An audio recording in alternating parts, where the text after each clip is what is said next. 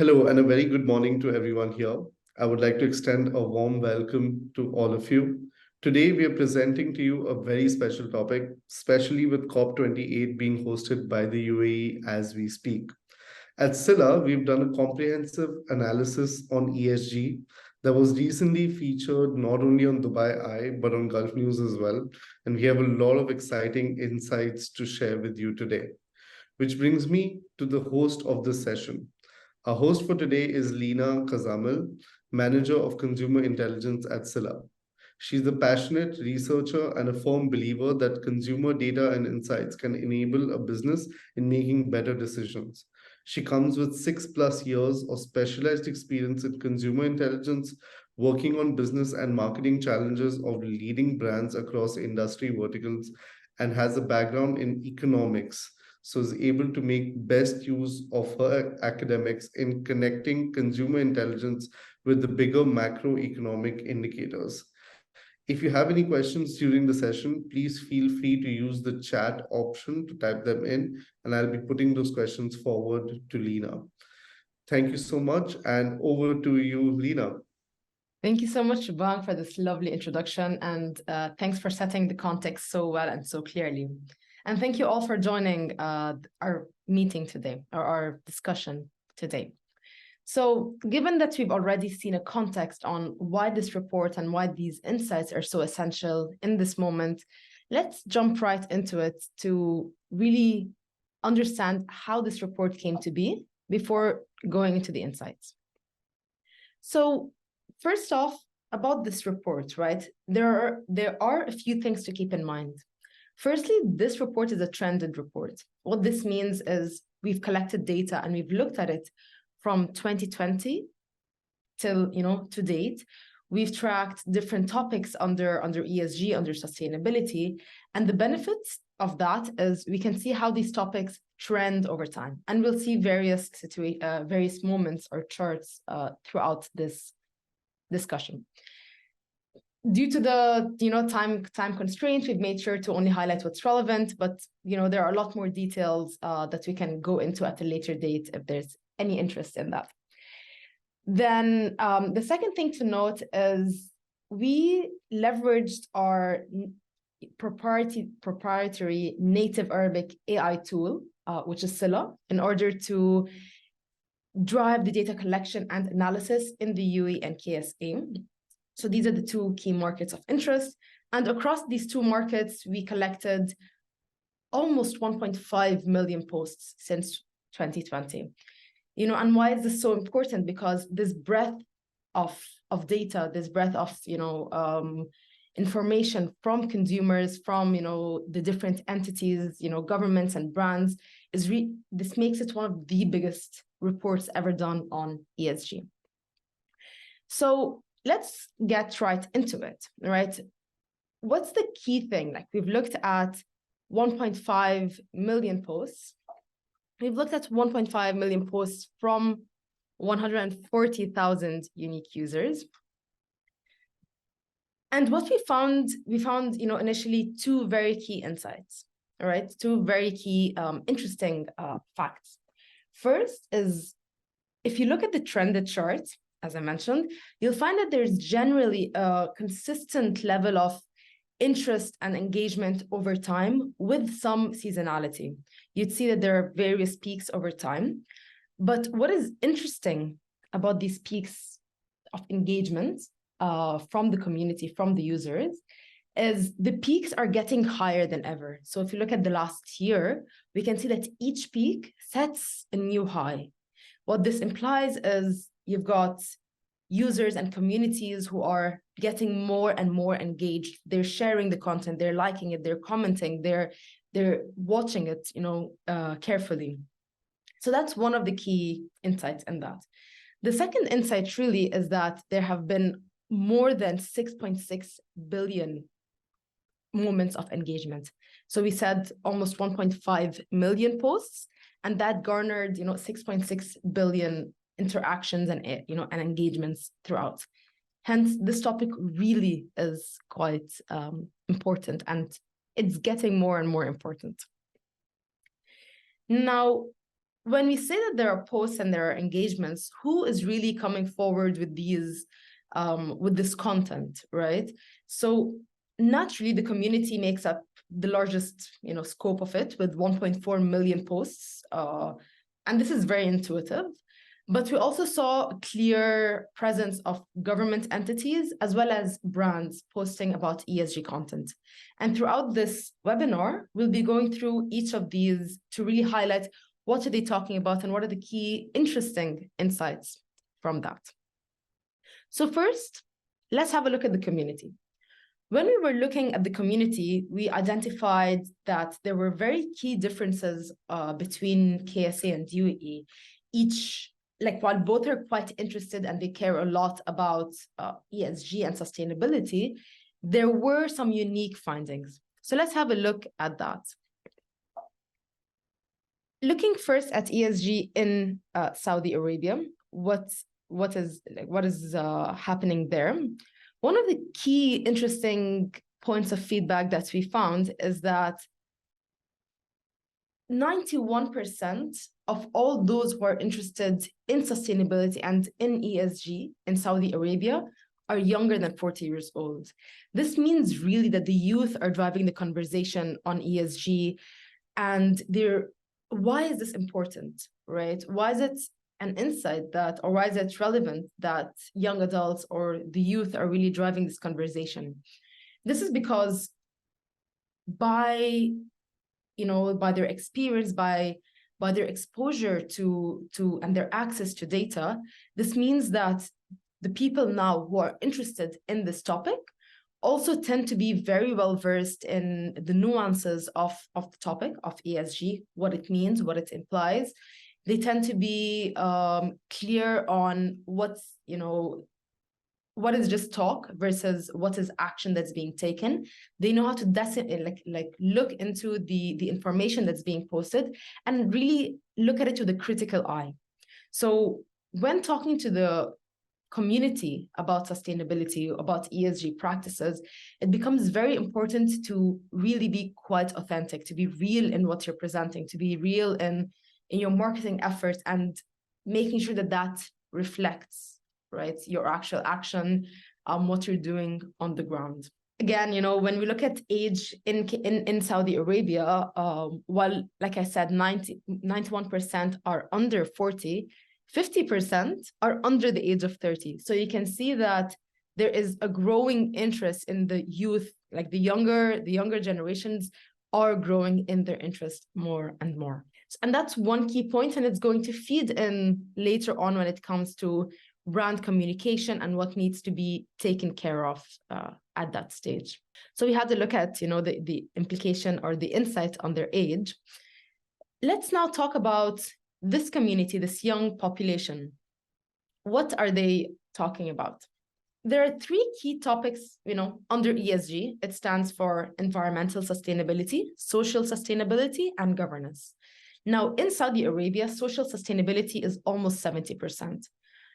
While this makes a lot of sense, because of, the community values in KSA, the culture, the traditions that are there within the community to really take care of the larger community, it's also important to not ignore environmental sustainability. 30% of the conversation is focused on the environment, on the impact of it, on the implications, like words we're talking and topics they're talking about: climate change, pollution, recyclable, recycling. All of these elements are very important. But for our discussion today, we'll focus on social sustainability, as it does make up 70% of the conversation, almost 70%. So when we talk about social sustainability in KSA, what is it that they're talking about under that topic? So the three key things would be philanthropy, charitable acts, taking care of the community, which again makes sense. You've got the season of Ramadan, you've got the different religious tenets as well that feed into that. But what really is quite interesting is the presence of health and the conversation around equality and empowerment. Now, health did grow during COVID very naturally, but even more so, mental health right? The focus on mental health and mental well-being really started taking a spotlight post-COVID in Saudi Arabia. It's not just about the physical health. It's not just about looking outwards, but it's also looking inwards and taking care of yourself. And this plays a role, this heightened emphasis really should guide the communication going forward, especially when it comes to wanting to resonate with these consumers, with the community. You need to talk about what they care about. And in this case, the upcoming topics would be mental health and gender equality. That is not to say to ignore any philanthropic element or to ignore any topics around charity, but it's just don't as well ignore health and equality elements. So with this, these are the sort of key insights that we identified that differentiate Saudi Arabia when it comes to ESG. Now, let's look in the UAE. What makes the UAE unique or different in its conversations around ESG? So we saw when we were looking at KSA that 70% of the conversation was around social sustainability. Now, in the UAE, we see it's a lot more balanced, right? 48% social sustainability with almost 46% environmental.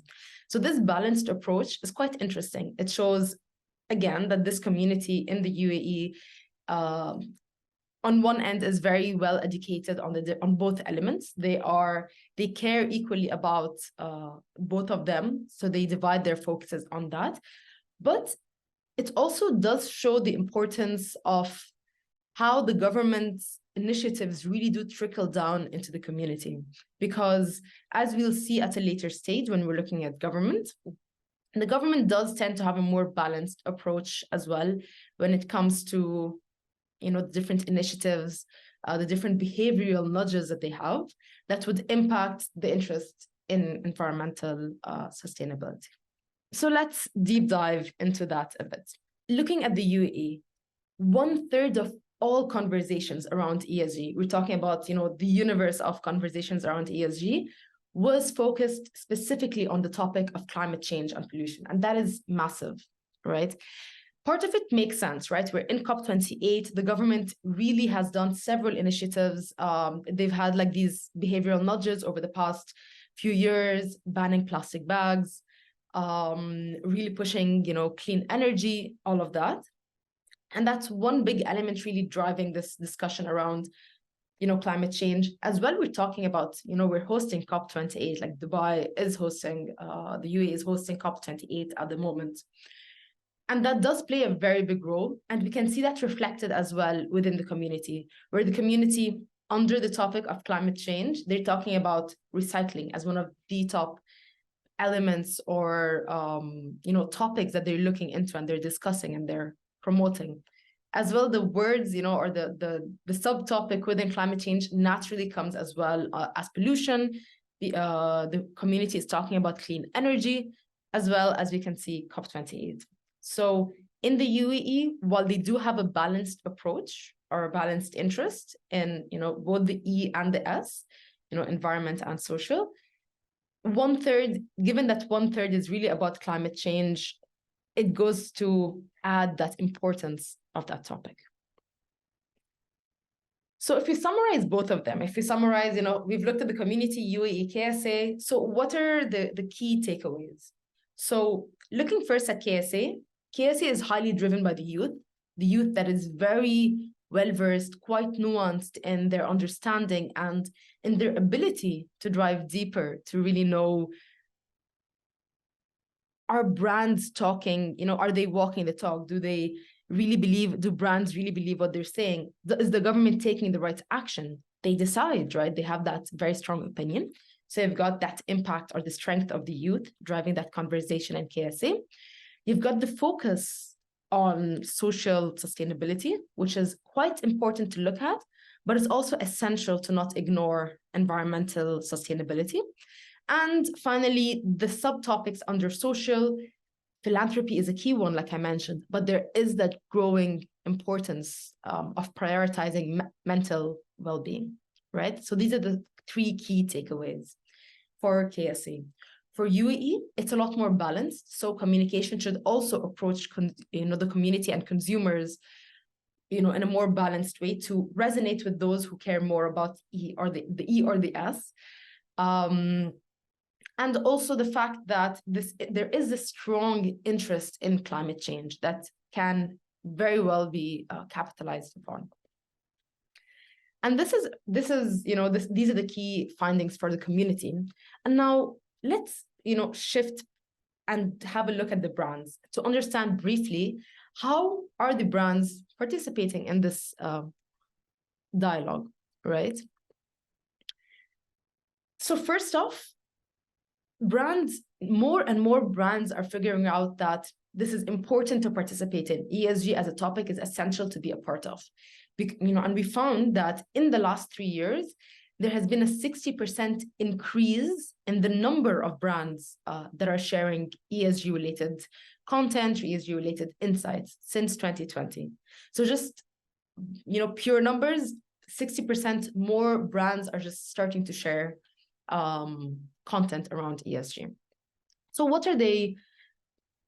Right. So we'll go into what they're talking about, but given that these brands, so many brands are coming into the space, one key area that, we need to highlight is the risk of greenwashing.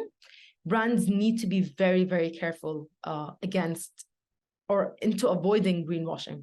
Like I mentioned, the youth are really driving this conversation. They push for it. They have a very nuanced understanding around it. So they can identify, if a brand says, oh, we're really promoting and pushing, green packaging, we're going for more renewable processes, we are, all of these changes, they're being implemented. And then when they go to a supermarket or the store, or wherever they go to buy the brand's products, and they find that plastic packaging, for example, that's because they expected a greener alternative, that can instantly just push them away, right, from actually purchasing the product. That impacts their choices, right?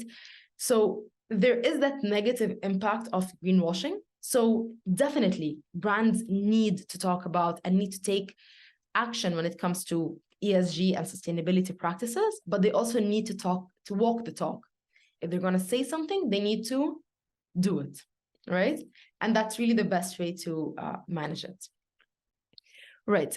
So with the warning out of place, with the warning given, let's understand, or let's have a look at what the brands really talk about. 70% of all the brands tend to share content specifically on environmental sustainability. There is this massive focus on the E, right, within the ESG elements. While, this isn't necessarily like a bad thing, but then it's very interesting to notice how the brand focus does not match with the community focus, right? We saw in Saudi Arabia, 70% was interested in the social, sustainability, while in UAE, it was more or less evenly split. So the implication here is that there is a mismatch between what brands are talking about and what the community is interested in, and realigning the focus a bit away from environmental towards social topics may be beneficial, in order to resonate stronger with the consumers. Well, definitely not saying that brands should stop their focus on environment, but rather have a more balanced approach, really discuss or talk about the social a bit more powerfully in their communication. Now, if we look at, the subtopics under that, climate change, the top 2 topics that come underneath, below that would be climate change and food sustainability when we're talking about environment. Let me go back a slide.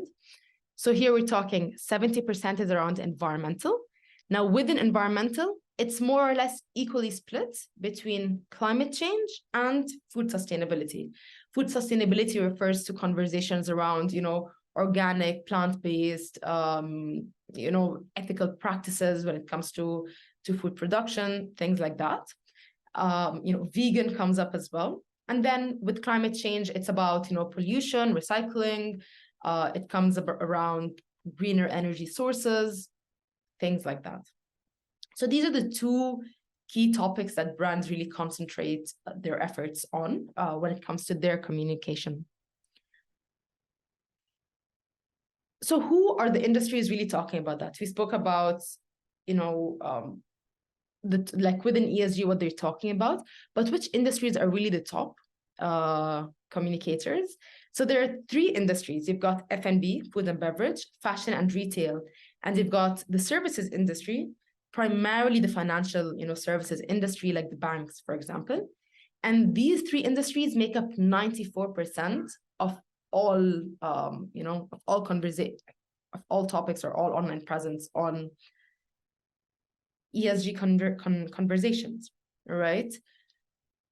Which is great, very, very important for these brands to be so active. But then the implication here is that all the other industries are lagging behind, despite the fact that they have a very big role to play in this space. So health and beauty, you've got the automotive industry, you've got tech and telecom, massive industries that really are missing out on being part of the space and that have a need to catch up, to partaking in the ESG space more actively. And with this, we have, we'll wrap up the brand perspective when it comes to ESG. So key takeaways from this section. Great, it's great, right? The space for brands, the presence of brands in ESG is growing. More and more brands are joining in, which raises the importance of being careful of greenwashing and being aware of the potentially negative impact greenwashing can have on, on the ground sales, on the ground profits, right? Like on the ground perceptions by consumers. So greenwashing is a key topic. The second thing is the importance of balancing the conversation between environmental and social in order to be able to resonate, more with the communities that you're trying to reach out to. And finally, the point on the need for more industries to partake more strongly in the ESG dialogue. And one very important thing that I want to highlight now, and I'll highlight it even further when we're talking about government, is really how connected, each of these three parties are, right? Like brand action impacts community action on the ground and online, right? And similarly, the government guidance, government initiatives impact both brands as well as the community. So all three of the parties really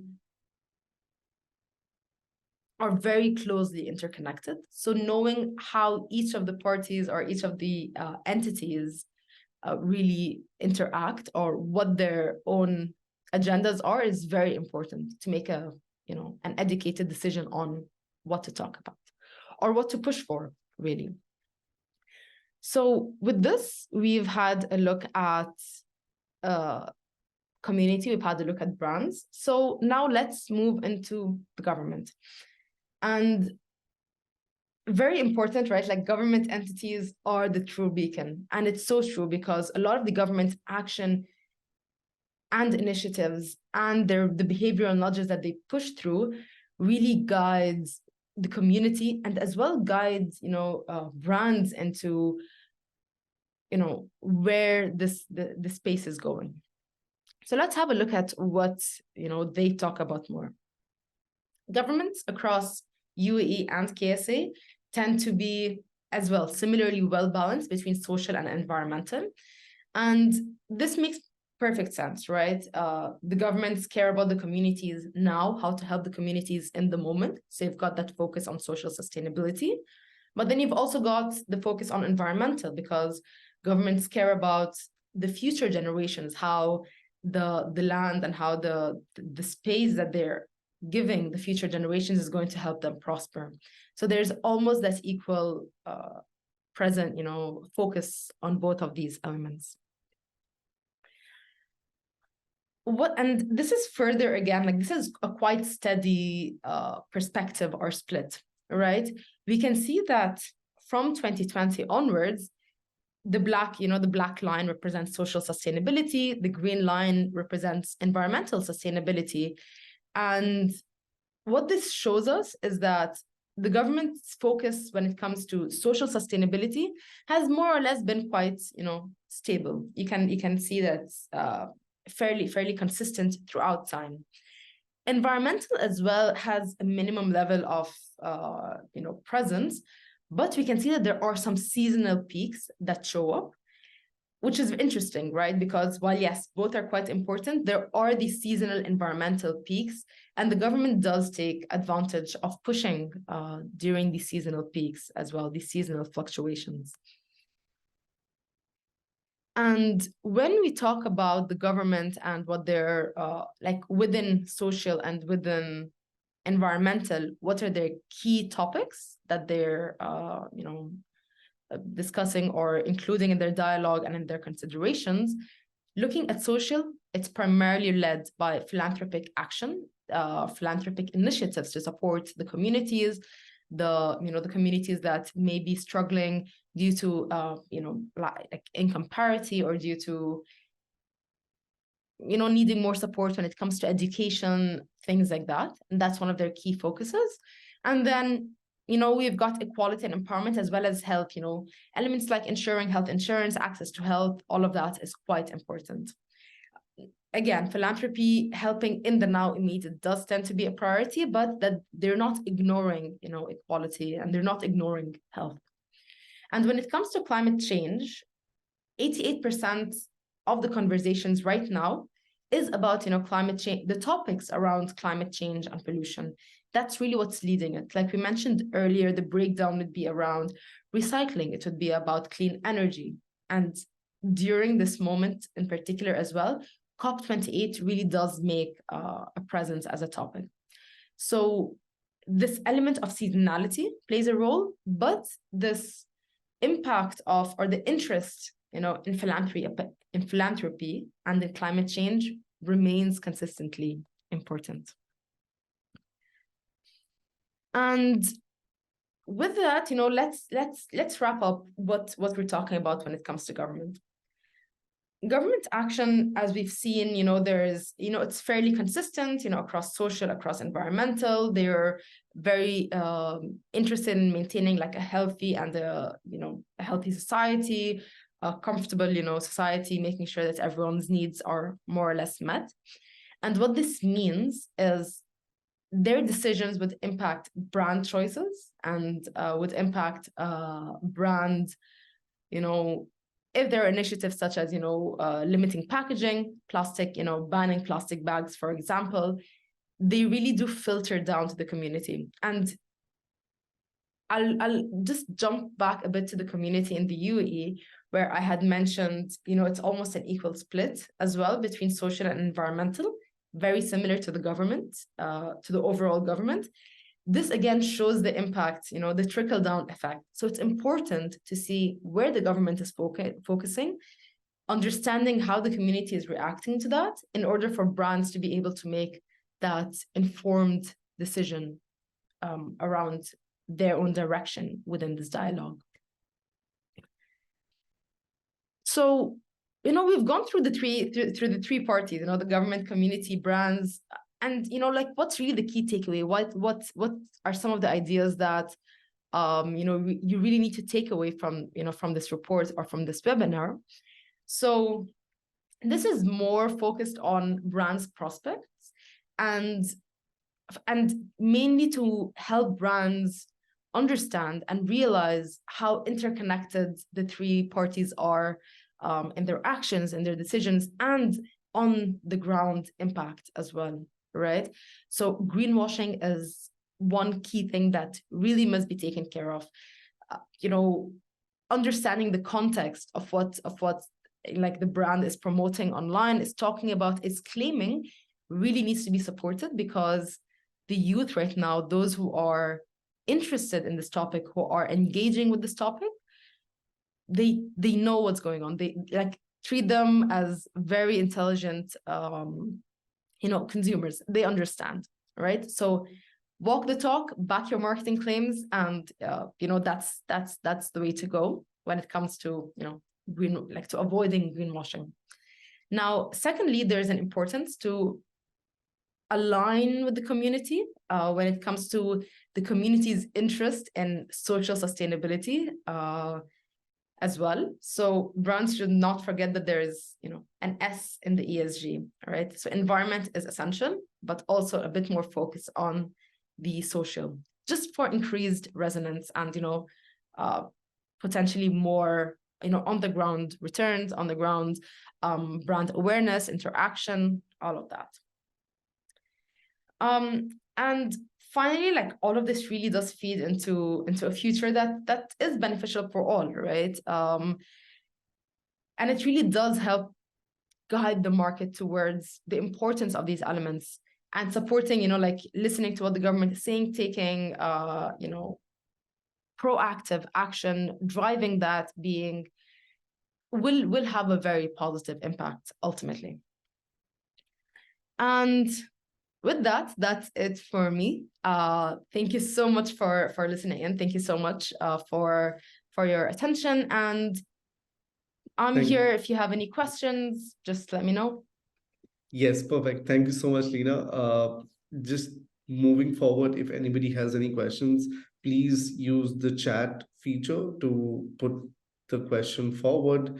And just to answer your question, Yamina, we will be sharing the recording of the session. So it'll be up on our YouTube channel, and we'll be sharing a recording link to your email as well. What's more exciting is you can actually download this report from our website. I've put the link on the chat, so you can even visit our website and download the complete report. You just have to register yourself for the report, and you'll get a link urging you to download the whole thing. We do have a few questions, Lina, from people that have registered. The first question being, what is the proportion of data collected from the UAE and Saudi, and how does the representation of these regions impact the findings? All right. So as you mentioned, this report was split or was based on data from, the UAE and KSA. And here, what's very important, just to set the context, we don't really predefine a sample when we're collecting the data. What we do is we run the data collection, and the insight, in this case, the proportion of UAE to KSA becomes an insight and a finding in itself, right? So this is more of an organic finding.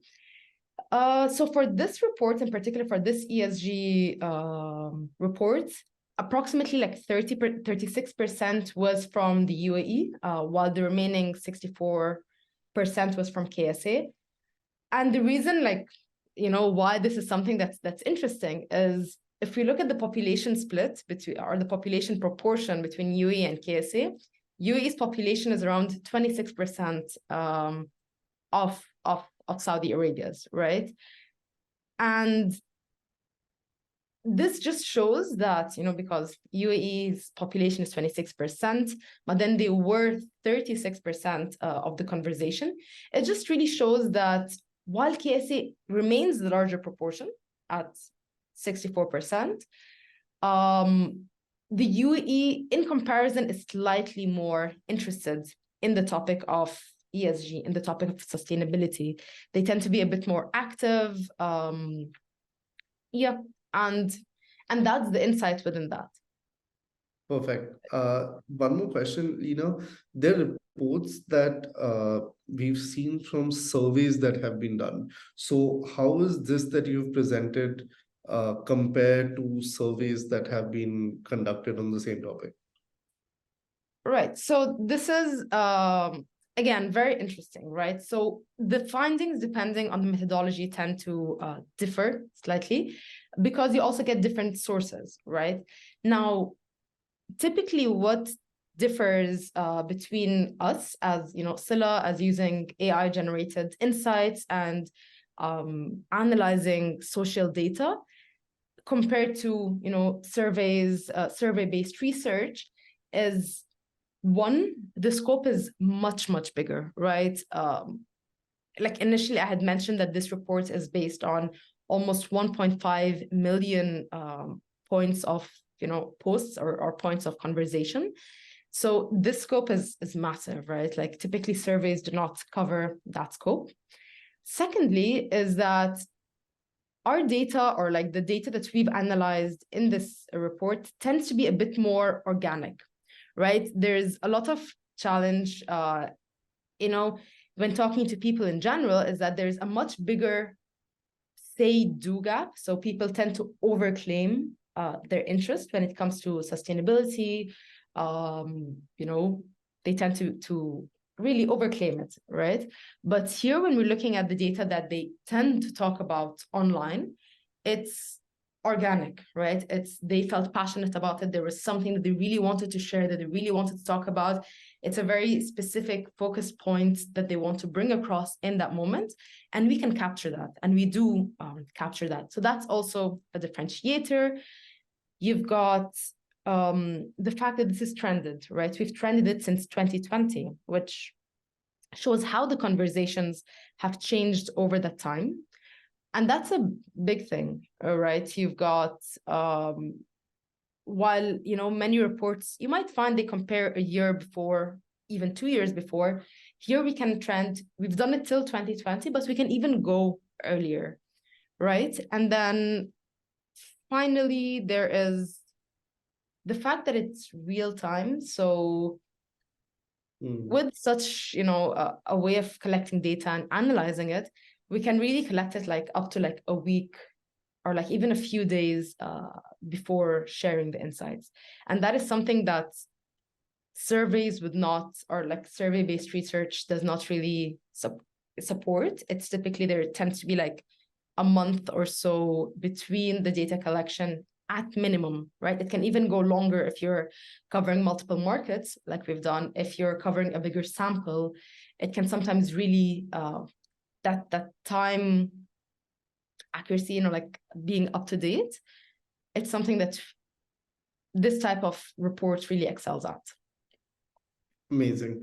And lastly, we have one more question from someone who saw that we are mentioning Arabic native AI a lot in our material on the website. So could you tell us what exactly do we mean by Scylla's Arabic native AI? Of course. So what this means is that our tool, which is Scylla, essentially, collects the data in Arabic, right? And then it takes this data or these posts in Arabic, initially filters them through a dialect model. So we have a very, well set up Arabic dialect model, 20 plus dialects, more than 20 dialects across the Arab region. And it splits them within these dialects. And only then it runs an analysis at a dialect level. So when we're talking in Arabic, as I'm sure the community knows, really, in this region, there are so many different dialects across the different regions within the Arab world. And there tends to be very key differences. So when we run the analysis at a dialect level, it gives us much higher accuracy in terms of all the analysis, in terms of sentiment analysis, in terms of topic modeling, in terms of identifying keywords, key trends, meanings, and all of that. So yes, I hope that answers the question. More than answers the question. Thank you so much, Lina. So with that, I'd like to conclude our session today. Thank you to everyone that has joined. I would like to repeat again, you will be receiving this webinar recording via email shortly.